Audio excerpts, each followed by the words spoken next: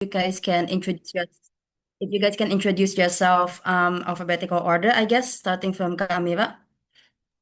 Hey everyone, it's Amira. Will be one of the panelists on this round. Good luck all.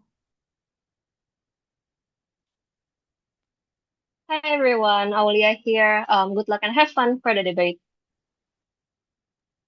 Hi everyone, this is Francisca. Congrats for reaching this far and best of luck. Hi everyone, this is Phil. Really excited to be judging you guys. So best of luck. Okay, thank you. Before we begin, as usual, don't forget to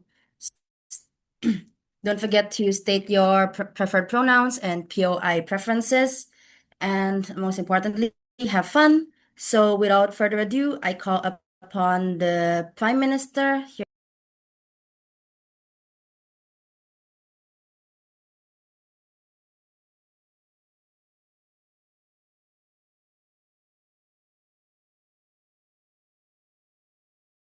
All right, checking if I'm both audible and visible.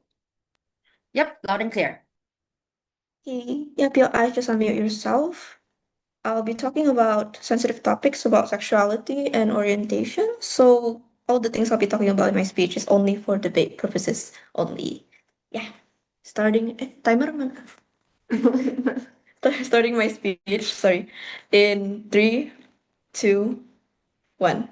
Restorative effort is void when all you teach kids is to fear authority, and in the end they don't actually understand what is the meaning as to why there is the regulation in the very first place. Very proud to be standing on proposition today. Have several key points of setup then before going into argument. Firstly, what would the pedagogical approach to gender sexuality actually look like? I think that it looks like providing sex education, which consists of lectures regarding consent, setting boundaries in relationships, how to take care of your genitals, your overall or like biology in general, and just having a lot more normalization about just talking about these type of topics in real life instead of treating it as something that is taboo or treating it as something that is supposed to be hidden. But also B, we can also look like inclusivity and also towards the infrastructure in of itself, which can look like providing a safe space for queer minors to open up towards their confusion about their sexual orientation, their sexuality, and etc. This usually like already exists towards the framework, so we're already using the framework such as Becca,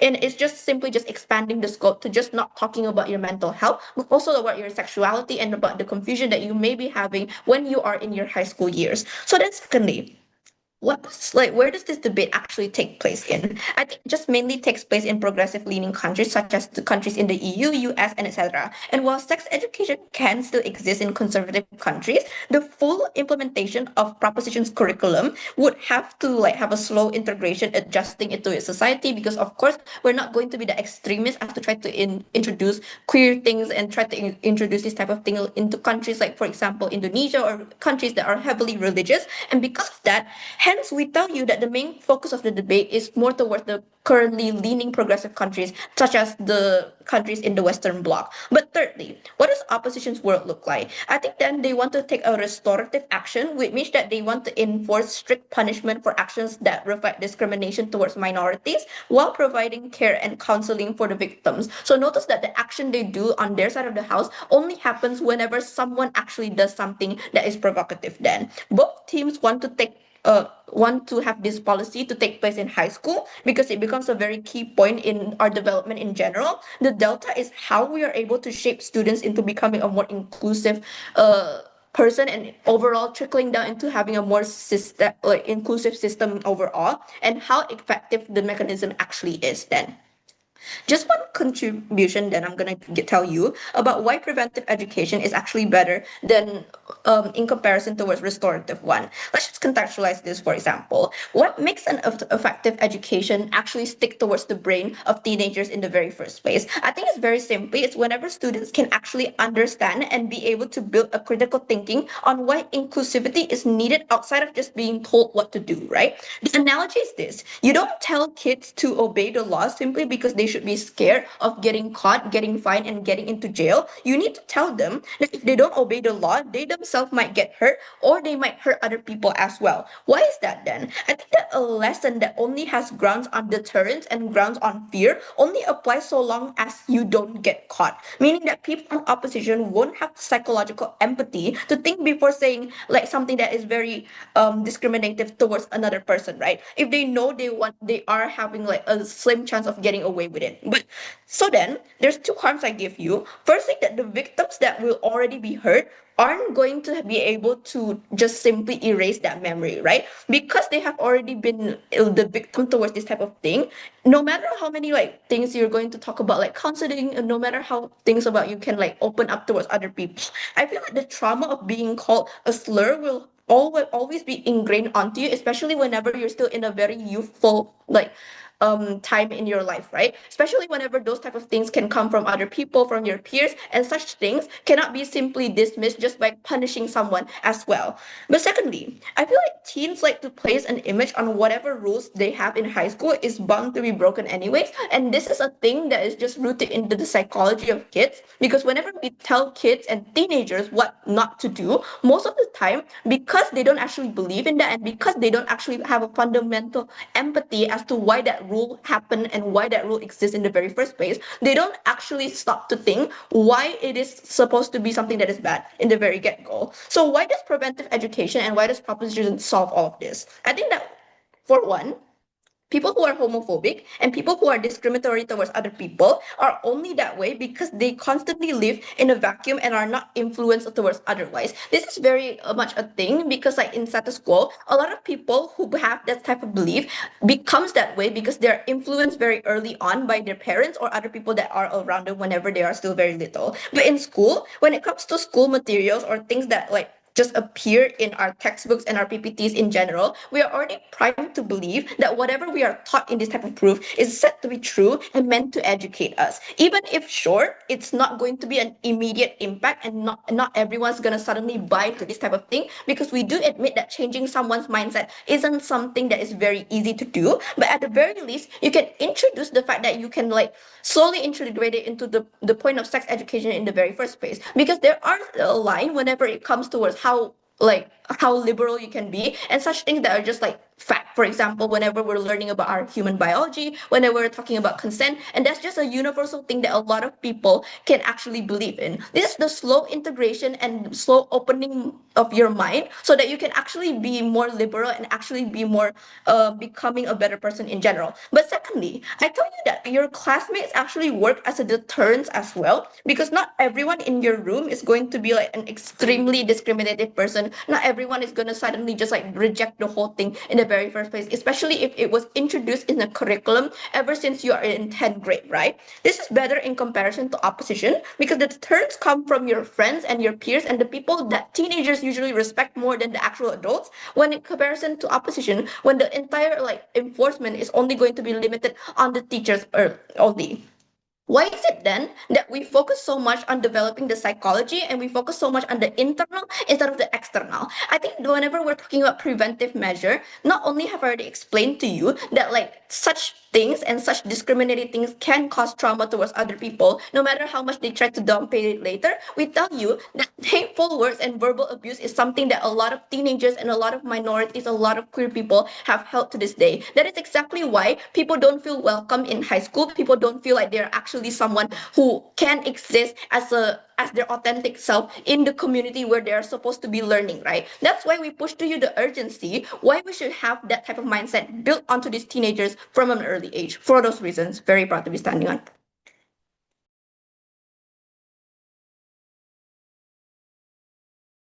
Okay, thank you so much for the fine speech. Now to continue, calling upon the lead opposition here. Checking if I'm both audible and visible.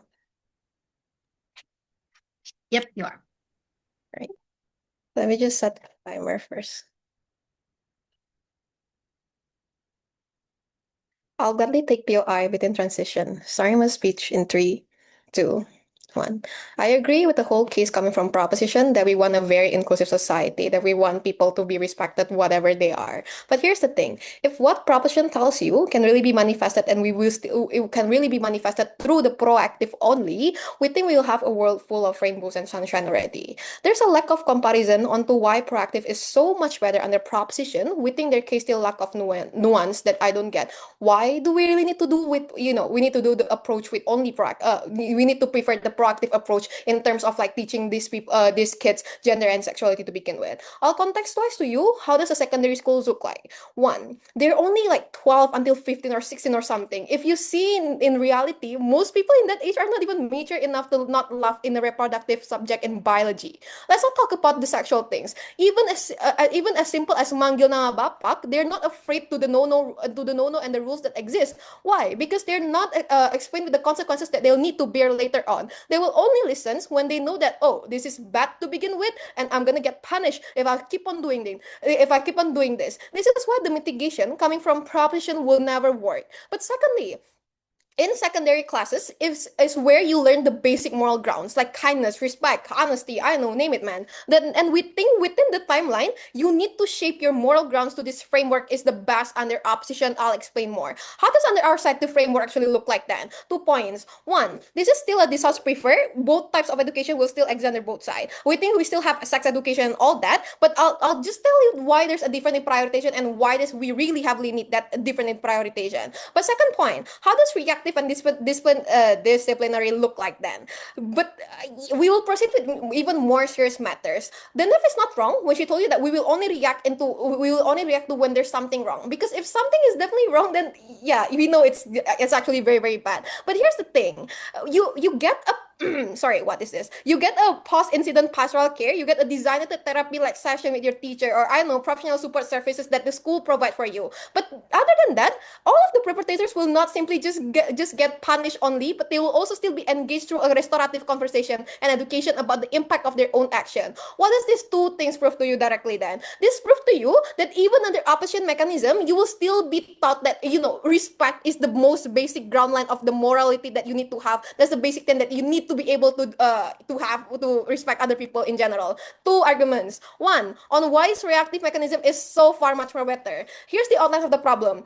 Gender and sexuality involve a deeply held moral and belief. In a diverse society, there's no broad consensus on what is correct or inclusive in terms of proactive curriculum. Why then reactive approach is better? Because reactive framework, you teach people the universal principle, like what? Respect, non-violence, anti-bullying, and this mechanism itself will directly intervene when there's a harm is there. I think it's better when you don't force a comprehensive normative view of gender and sexuality onto every family, because note to you, they're secondary students, their parents will take care of them, and their society are still looking for them too. This is important because school do not operate in isolation. A student and moral and social development is a joint project between this school, this family, I know, any kind of community else. If school is seen as this overstepping an attempt to proactively redefine the value that the students need to know, there will be a conflict onto every actors that exists. This is what DPM needs to answer later on. Why does this matter? 3.1. Legitimacy is what creates parents to actually comply to you. Why? Because parents are likely to cooperate with school if they are perceived as a neutral protectors. Neutral protectors. Second point, backlash can happen anytime. If proactive program is viewed controversial, everyone will push back. Parents push back. Your students go out from your school. This is an outside intervene, and I know school become the conflict battleground to begin with. Third point, you keep a pluralistic society still. You respect the student. We know as school you want to provide the best for student, but here's the thing, the interest into school is not only coming from the student. You still have other actors, you still have other stakeholders to begin with. But here's the thing, guys. In a pluralistic society, you don't require everyone to think the same way, but you require people to just have who have different belief to still live peacefully, accept each other. You're free to hold to your own belief, but not free to harass and discriminate. And this is what under opposition the teaching will look like. Weighing then becomes simple. In terms of inclusivity, how do we reach both of this? Under opposition, you get this very simple because like you are forced by the rules that, okay, if you misbehave, I'm gonna punish you. I'm gonna give you a whole lecture of like why you should really respect your friend that is a transgender or something. But under proposition, it looks like a direct rule setting, the proactive one. Well, if that really effective in the very first place, we won't have any harassment issue coming from young teenagers. Before 6, I'll take any point if there's any. Second argument on why is this a prerequisite for what proposition want to have at the end of the day. If proposition main goal is still to be inclusive and teach students the right value, they do not directly internalize and behave as how we want them to do. This is why human is very diverse, because hey, they're just young teenagers. They're still exploring almost everything. They're still in the process of forming their own identities. They're still trying to understand the social consequences into their actions. That's why you see there's many irrational young teenager right now. The reason why reactive mechanism matters here is because the consequences become a moral checkpoint for these people to begin with. Take the easiest example beyond gender and sexuality. Students know bullying, cheating, harassment are something that's very, very wrong and very, very harmful, but they still engage with this behavior. The thing about gender and sexuality is not that people don't know that queer people exist. It's the fact that they are against it. It's not what they usually see, and not it's like something that's new for them. And this, I'm lost. But other than that, they also think that they don't want to comply to these rules because of several reasons. One, they're still seeking for the peer approval. They want to be seen as cool when they dominate. Secondly, the copying behavior, because like they see someone like bullies do it. I'm just gonna do it. I'm just gonna be disrespectful. Monkey see, monkey do. Thirdly, the test boundaries, or they just want to test boundaries and they just want to challenge the authority. And this is why under opposition, our mechanization becomes the prerequisite for the goal to be achieved, because you push them to understand if they really do something wrong, you'll get punished, and the students come to and the students come to understand, regardless of their belief, regardless of who they are, what's their identity, and all that, they will still need to comply to be their most respectful person to begin with. They'll still need to respect each other, because the teachings here is to force them to understand whatever your action is, you have consequences. Behave. Oppose.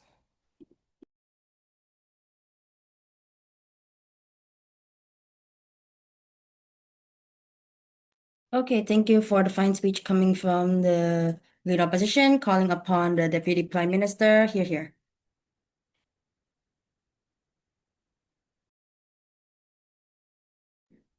Check, am I audible? Oosh. Yep, loud and clear. Hey, just give me a second to set up my timer really quick. Anything that I say in this, no, I will not open camera, I'm sorry. Okay, anything that I say in this debate was never, it's not with the intention of being offensive or anything, just in case I say anything sensitive, just a few trigger warnings here and there, but I don't think I'm going to say anything remotely controversial in my speech, but just in case.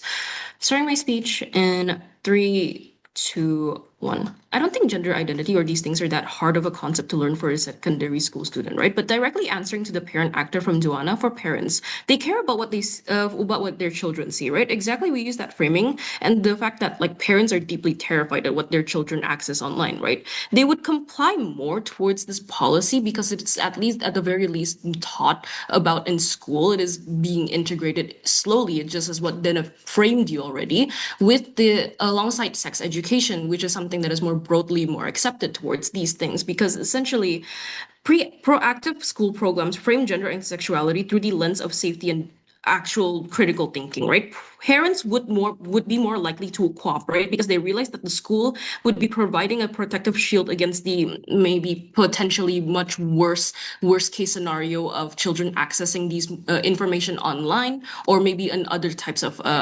spaces, because simply put, if you don't include the vast majority of like gender minorities, or just simply use the current status quo regarding like only straight or cisgender people as the main actors during like sex education, there would be like some gender minority minors that would not that would feel like they're aliens, or like feel alienated enough from the sex education to search more about things like these online. And furthermore, it's much more safer for you to impose this policy into the school instead, right? But two things I want to ask in this debate today. One, the importance to queer identities for minors, but then two, the core clash between prevention versus punishment. First point then about the importance of queer identities. I feel like the premise here is simple. Sexuality is an essential part of human life, right? It compasses a broad range of expressions, behaviors, identities, and experiences. It is an intrinsic part of being human. It influences us in a physical and emotional way, and regarding our relationships, etc., etc. But understanding consent and healthy relationships and like normal bodily autonomy significantly reduces the rates of like sexual violence or like bullying or essentially discrimination in this case and in the context of this debate. But when it comes to gender minorities and queer identities, hate or discrimination simply does not come from nowhere or come from some random, but it comes from the fact that kids were fed by the alienation of these minorities from the get-go, right? Because the sex education system only prioritizes straight or like cisgender or basically the majority of people around the world that essentially alienates queer or gender minorities. But there's two nuances under this. One, why does homophobia or discrimination as a whole exist? Discrimination, from the most part, is rooted by a false moral narrative taboo, or essentially it's seen as a taboo because it is firstly not normalized enough in society and it is not integrated into society. It is not an open discussion because of the systemic harm that already consists from it, right? And essentially systemic ignorance that is fed towards people from generation to generation. But then two, the thing that we want under this policy, which is something that is exclusive under our side, is the normalization and the structural alignment that our policy gives as opposed to opposition. When an institution like a school formally protects and teaches the moral equality of LGBTQ plus individuals, it alters the baseline of what is socially acceptable and what is and that no longer becomes some sort of alien topic or some sort of taboo. Because firstly, about tolerance and so on its own. As policies lowers the prevalence of bullying and teasing, the broader peer groups adopts to more supportive attitudes, right? Over time, these people who previously held homophobic views can essentially start understanding more regarding towards this, because it's not what you cannot simply say that homophobic people are essentially bad people who don't care about human rights as a whole. Simply put, some of them, if not majority of them, are ignorant towards the fact or like thinks that these queer identities are some sort of like taboo thing that they cannot speak about. But then B, open and proactive discussion strips away these topics of their taboo status. Exactly when a gender and the sexuality are normalized in the curriculum, they lose the taboo value or something like that. This reduces the appeal of using like bigoted language as some sort of edgy countercultural rebellion, because you know how teens are. They want to act cool and seem edgy during their youthful years. But what's the likelihood of this then? There would be more likelihood of the but what's the benefit for government then? For the policy that we want to put here, dismantles the underlying ignorance that fuels bullying. Why does this matter though? Punishing a student for a homophobic slur doesn't exactly stop that specific action, right? But it does not change their underlying prejudice. Proactive education builds at the very least empathy or at least understanding, preventing this toxic behavior from developing in the first place. It gives them context and an idea on what they're doing and actually makes them understand it more. This is something that is exclusive under our side, because you simply cannot teach somebody using the same policy that by prioritizing the policy that opposition posits to you. But let's talk about the point of prevention and versus punishment then. The premise here is the fact that belief is not easy to change with violence, right? We all know this. They develop the belief because they hear it from either from their homophobic environment. Homophobic environment or the repetition of the same discriminatory issue. What's the nuance then? One, the reality that we live in right now is the fact that some homophobes or like transphobes don't even realize that they're being discriminative because of the lack of knowledge and the ignorance that these people have. Simply put, this kind of discrimination is not something that you can slide off by focusing more on disciplinary measure to quote unquote prevent them from doing maybe like hate crimes, because simply put, that's not going to essentially stop them from the root cause, right? As somebody who is in the trans spectrum, I wouldn't feel inclusive or safe enough to come out in an area where their only way or their main way of medication or discrimination is something that I would have to experience a hate crime first for them to actually take action first beforehand. That only just makes the idea and the like homophobic or like a transphobic idea much worse, because essentially they don't listen to the rules, because they only listen to it because they're afraid of like not they're afraid of the disciplinary measure that happens. But in response to the prerequisite, it, discipline without prior education is just arbitrary tyranny. For the disciplinary measure to carry the moral weight and deter bad behavior, the student have to understand the rule as something that they can like comprehend before it to concede as a whole. Just why I'm very proud to propose. Okay, thank you for the fine speech from DPM, calling upon the Deputy Lead Opposition here.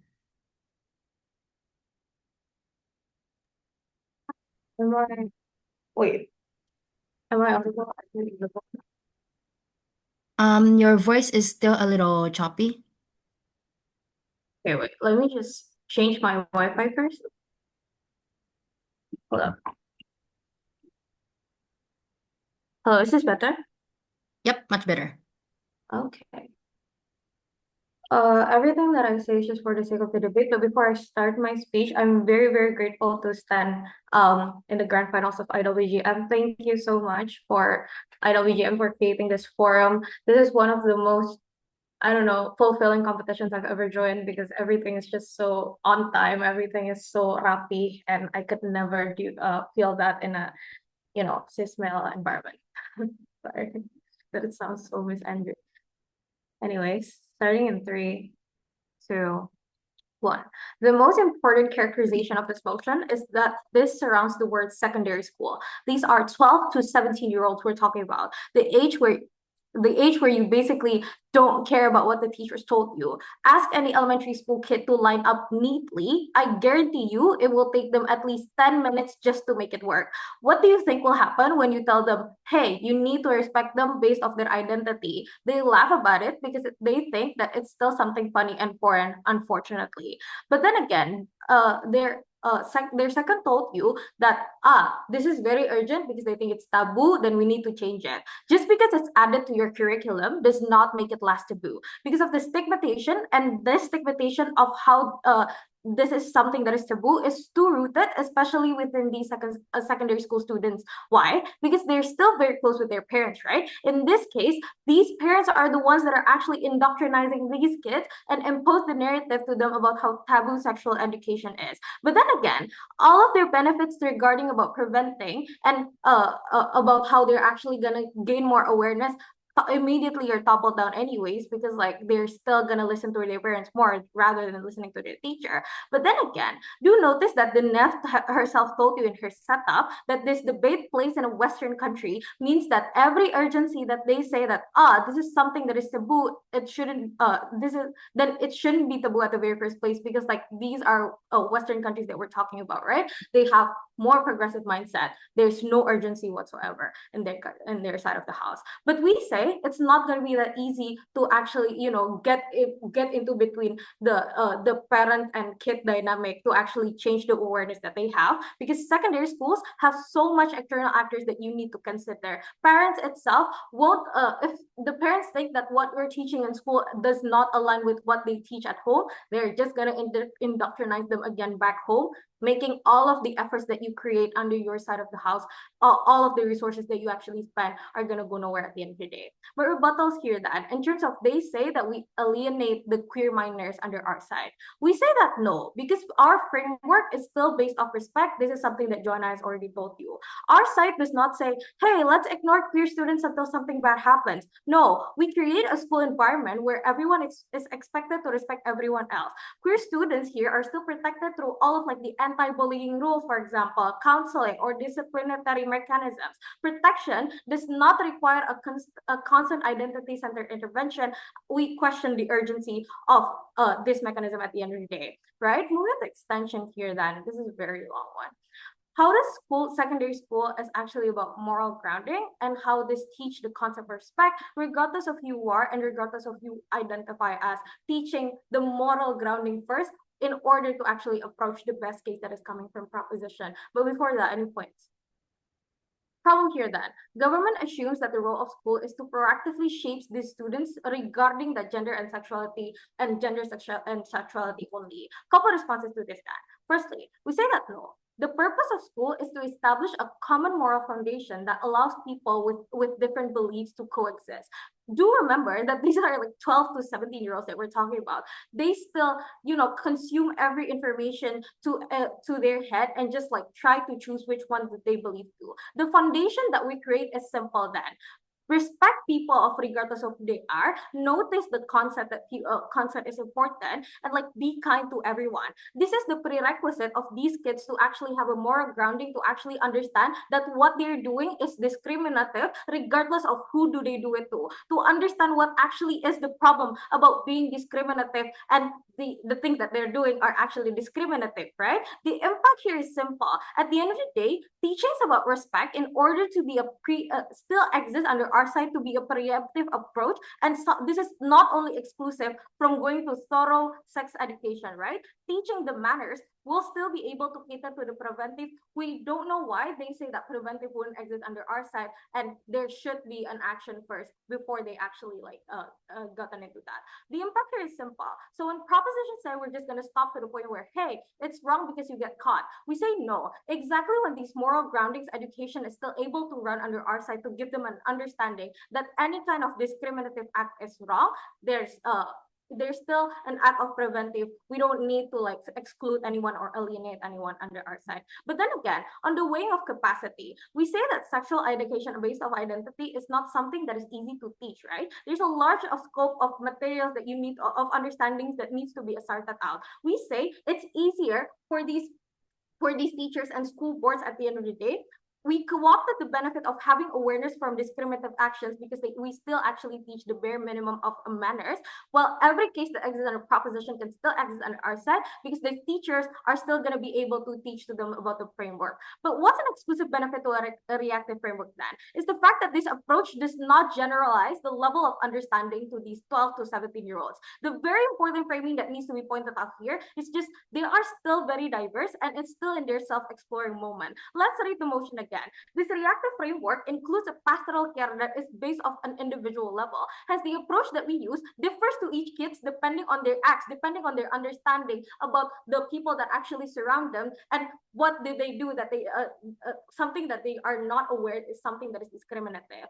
Government treats students as they all need the same level of education and intervention regarding gender and sexuality. But secondary school students are incredibly diverse. Some students are still exploring their identity.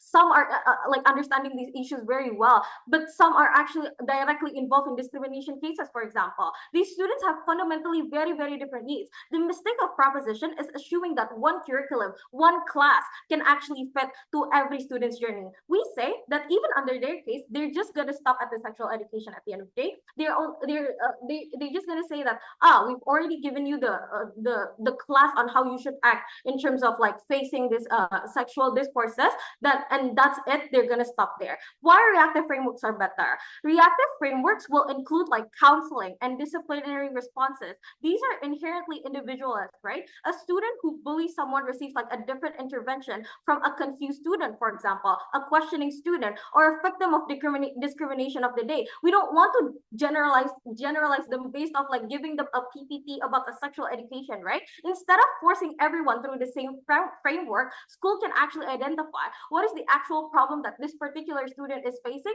because we need to understand that sexual education is something that is very, very personal and something that should be approached differently with each kid, especially in a very young age, proud to oppose.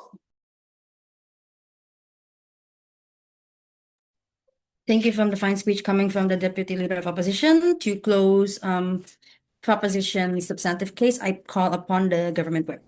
Here. Think if I'm audible and hold on. Wait, I don't know if my background is mirrored. Wait, am I visible? Yes, you're visible, but suaranya kayaknya masih agak kecil dikit. Wait, test.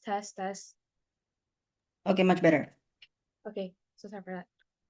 Before my speech, I'd like to really thank every like OC IWGM has totally been a really fun comp for me and my team, and I really enjoy the time I spend with Joanna and Chelsea. So thank you for my teammates as well. And yes, since this is being recorded, I'll try to be. I don't think there would be any sensitive topic, but if there is, I'll try to be as sensitive as possible. Everything I'll be saying is only for the sake of debate. I'll be starting my speech in POI preference, just unmute. Pronounce Shihar, I'll be starting my speech in 3, 2, 1. On a proposed motion, the approaches that is beneficial for a side to prove is whether or not A, that there is a certain urgency of one being executed as of right now, hence this is something that is inherently more important. 2, whether or not one is a prerequisite of one another to be manifested better. P3 finally concede of the punishment that will still to some certain extent will be achievable under such house. But the delta is this: on side proposition, you force yourself to learn the complexities of sexuality, which will be quite difficult at first, and then to some certain extent in the future will you understand about the punishment you will get. On our side of the house, we will grab the attention of these students first, as of how we actually posit to you how there's going to be an inherent punishment that could disadvantage you at the end of the day. And we argue only it is with this will we actually have the incentive to even learn about sexuality with a calmer mind. 2 questions I'm going to answer in my speech. Firstly, which one is way more effective?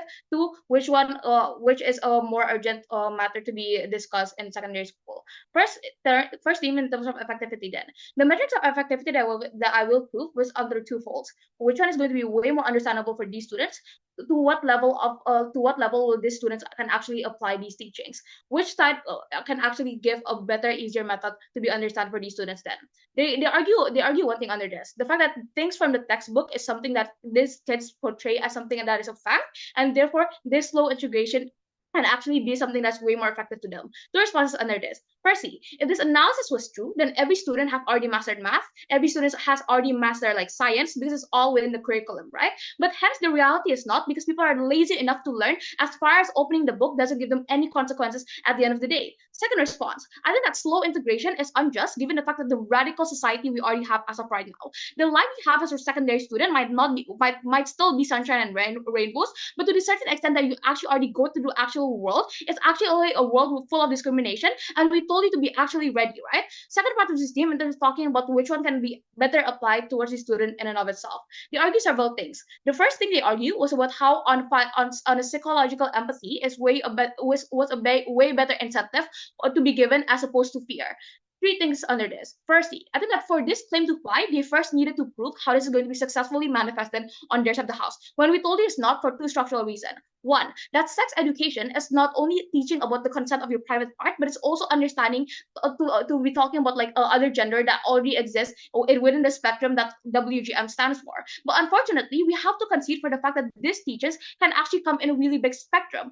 Gender can actually really come in a really huge spectrum in and of itself, and there's a countless gender at once that these students have to actually understand on their side of the house. And we argue that this is going to be something that is inherently hard to be manifested, especially given the fact that these are secondary school students. But second reason why this is not going to be fly, because the comparative is that this disciplinary is not doing a certain action to become like is a more explicit rule for these students to actually understand, and it is a simple, more explicit rule that we can actually get clear under our side of the house for 2 metrics. 1, that there is an actual inherent disadvantage that is going to be given to them in which there is a punishment. I'll elaborate this in a minute. But secondly, then the prerequisite for them to actually learn and actually dive down to this sex education was because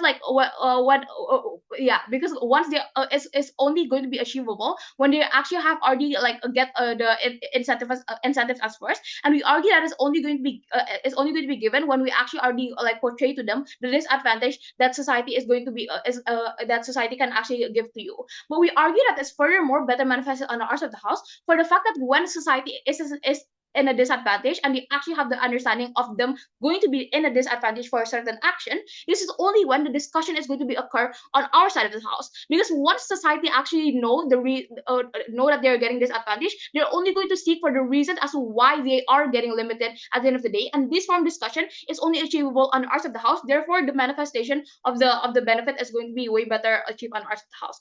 My second response is in terms of fear is an inherent important thing to be used against human, because we can actually control their rational calculus. Because people only care to not do an action as far as benefit themselves, or hence this action does give them a disadvantage. So we argue that as far as, even if we concede to the fact that we actually have to play with fear, and this is quite like a weird metric, but at least on the arts of the house, what we can actually promise to you was the fact that we can actually make their rational calculus better. The biggest chunk of their case was how do you want to talk about quote unquote preventive measure? No, because note that discrimination in the real world is something that already exists symmetrically. Yes, the children aren't dealing it as of right now, but once they graduate, it's gonna help them with like a bulldozer, right? Because and the likelihood of them being actually a part of that discrimination without actually knowing them actually being a part of this discrimination is also going to be inherently high, and the preventive measure is only achievable on Arts of the House. Before second theme, NEPOI. Second theme on urgency then. They argued mainly three things. Firstly, they said that empathy is the mindset that you should actually significantly be taught first, and for them to actually to be like effectively not doing discrimination. I told you that empathy is to be manifested on your side of the house is only going to happen when they actually already truly understand every complexities of the sex education. And we argue that it's as a secondary student, it's already extremely unlikely. We think that the likelihood analysis as to this premise already falls. And then P1 at some point argue in terms of how at the end of the day, for this sex education to run, your peers are also going to be understanding for you. But P2 contradicts his own claim, right? When she told you that society are inherently ignorant, then it's flipped the likelihood as to how your friends are actually understanding towards your sexuality. Because if it is true that they are understanding, then yeah, P2 wouldn't say that society is inherently ignorant. And we think that this is already the likelihood of this analysis have already extremely crumbled. Then P2 question, what about the confused minors and the confused students towards their own sexuality? I thought we can still cater for them under two folds. One, that we argue that in the secondary school student, most cases of them being confused of your own sexuality, it's quite too early for you to explore your own sexuality in the sense that you're literally a secondary school student. But secondly, then the alternative for these actors still exists on our side of the house too, for the actual pastoral care that is adjusted towards these certain individuals as an empowerment. Right? This is perfectly pointed out by Chelsea, in which how there's a more self exploration that is achievable better on our side of the house. Now, Chelsea's contribution was inherently important because that secondary school student is actually about shaping people's moral character, in which, because this is the actual prerequisite for you to actually respect and actually drive the incentive for you to even learn for the sexuality that you can even pursue furthermore after secondary school student. So we've proven to you that the actual urgency lies on the fact that we actually have to give these students an understanding that they are going to be disadvantaged from the punishment that we glorify under our side of the house. Only then will the benefit of their side of the house can be manifested. For that reason, you will oppose.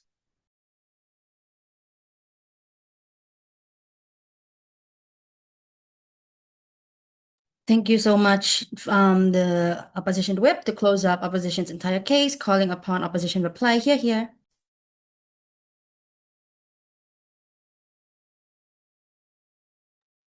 Checking if I'm both audible and visible.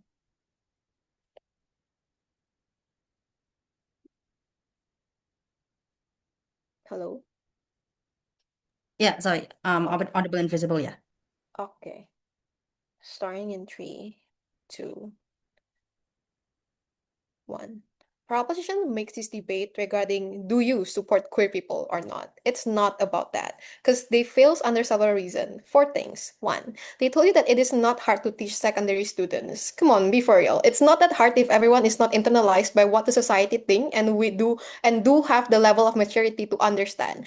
Problem is, majority still laugh at basic sexual education. How do you think they will react to the diversity that like people, the identity that people carry? They won't take it as serious as possible. That's why the reactive action towards like if they do something wrong is where we teach them, like, hey, don't do it, be respectful and all that, and give them a face of consequence of what they do is something that they and instill the fear into them is what is more effective to begin with. Secondly, notice the inconsistency in opposition framing. They told you that this debate should be be analyzed in the context of a more progressive society where discussion around gender and sexuality are already relatively accepted. If that is true, then why do they still claim why do they still claim that these issues are so taboo and misunderstood that school must proactively preach and normalize?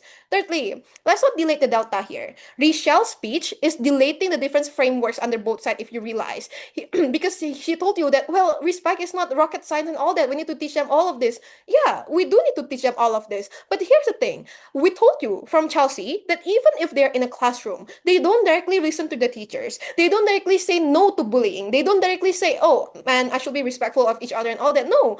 Why? Because they're still young teenagers who still seeking for validation, who are still seeking for their who are still finding their own identity to begin with. All of those harmful behavior is where we need to put them on a line, that we instill this fear. It's like what Tirza told you also, is where they will also behave in the very first place. But yeah, the delta, the how do you should judge this by proposition own mechanism is like there on a very broad level, basically, and we're more on an individual level. But fourthly, I think it's funny when proposition point out how opposition mechanism only run if people are irrational to begin with. Then that's good, because it is working, right? We're fixing irrational people to begin with. That is the goal. We want people to we don't want people to become irrational to begin with, and it becomes a preventive measure for students who want to be bad in a sense to begin with. But yeah, just this debate by the effectivity itself, because that is what is clashing coming from proposition itself. Here's the thing: the most important characterization on this debate is that there's more than two actors. It's not only student and school. There are parents as their main guardian, and this is why proposition fails in winning this clash, because basically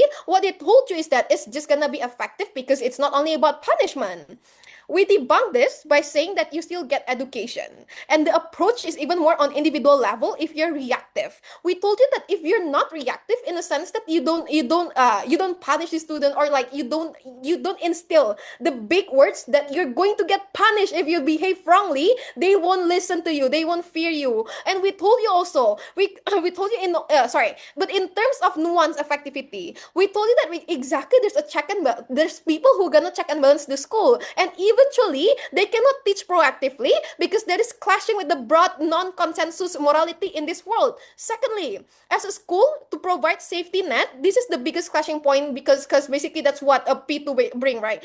They want to protect children, they want to protect queer children, they want the environment to be as inclusive as possible, to be as respectful as possible, and this can only be achieved as long as by the reactive framework, because we want them to always know, regardless of everything, whatever you do, they have consequences. Because if you're only talk if you're only gonna preach about be respectful, be mindful of what you're saying, be loving to each other and all that, they don't directly listen. They will also always say, oh yeah, that's the good moral part, but whatever I'm doing right now is based on my own agency. And that's why that's why it's easier for them to retaliate. That's why it's easy for them to challenge the authority and all that. And this is why we say that under reactive framework, they cannot do that, because they know that they're going to face these consequences, and this consequence is not just like a small consequences to begin with. But yeah, in terms of handling cases and oppression, this is a very important tipping point. We are better because we prove to you that this fear that we instill towards them is what keeps them behave.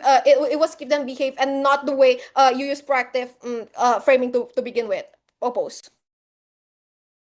Okay, thank you so much to the opposition reply. To close the entire debate, I call upon the government reply here. Yeah, yeah, makan aja, makan. Sorry about that. Am I audible? Yep. Okay. Before starting my speech, I just want to say thank you to everybody in this chamber. This was a really fulfilling debate, and honestly, it's a really memorable debate. And I think that thank you to my teammates as well, who has accompanied me throughout this entire debate. It was really inclusive, and I'm really happy to be here. And also, I really like the topic for today's motion as well, and the several motions that was debated in this competition. Without further ado, starting my speech in 3, 2, 1. At the top of my speech, there's a few issues that I have coming from opposition side of the house. One, their entire case runs on the idea that children are irrational and are too diverse for this entire policy to be implemented, right? This means that only that this only means that it won't even run in their own case because both sides agree that kids rebel all the time because they want to seem edgy, cool, and that rules under current status quo has already been watered down into something that is not as effective as opposition gives. The whole point of a secondary school being within the range of a 12 until 17 years old. I don't think that these kids would be that irrational and cognitively not have their own opinions or form their own ideologies outside of their parents. In fact, during teen years, I think children are more likely to avoid being a complete mirror of their parents or whatnot, because that's kind of why they're rebellious during those ages, right? This is what Rochelle already tried to posit to you from coming from her speech.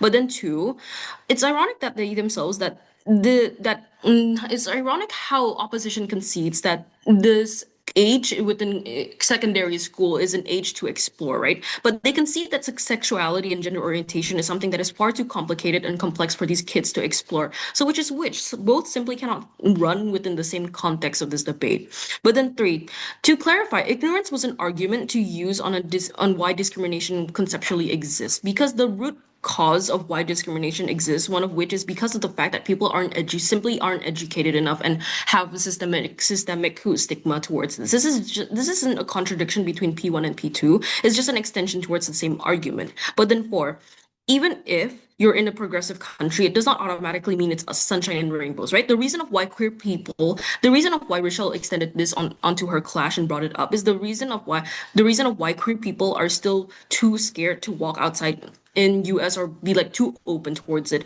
is because there's a spectrum towards liberal states. We never contradicted that. We only told you that the reason of why we set this in a liberal country is to put it within the context under the broad spectrum of liberalism inside a progressive country.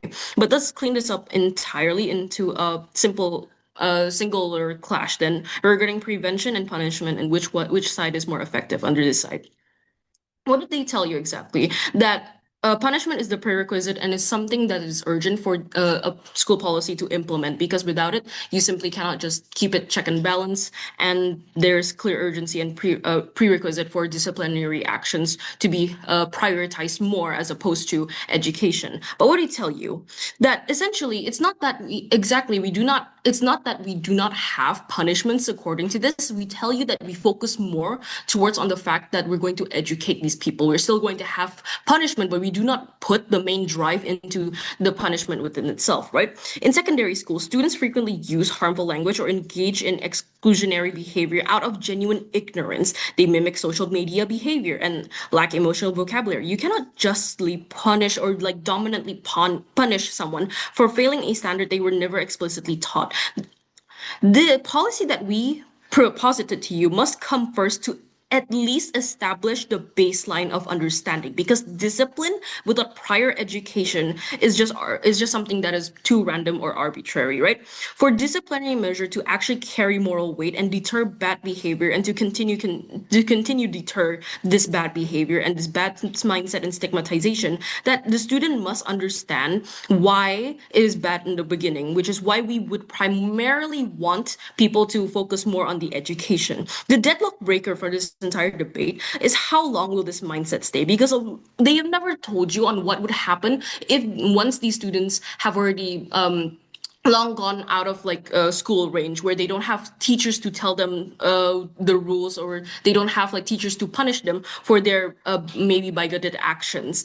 That which is exclusive under our side, because at the very least we established the baseline and the education that opposition simply cannot provide to you, because they do not mainly prioritizes that exclusive action that our policy posits to you instead, which is why all those reasons proud to be on proposition. Okay, thank you so much for the government reply, and that concludes the schools grand finals of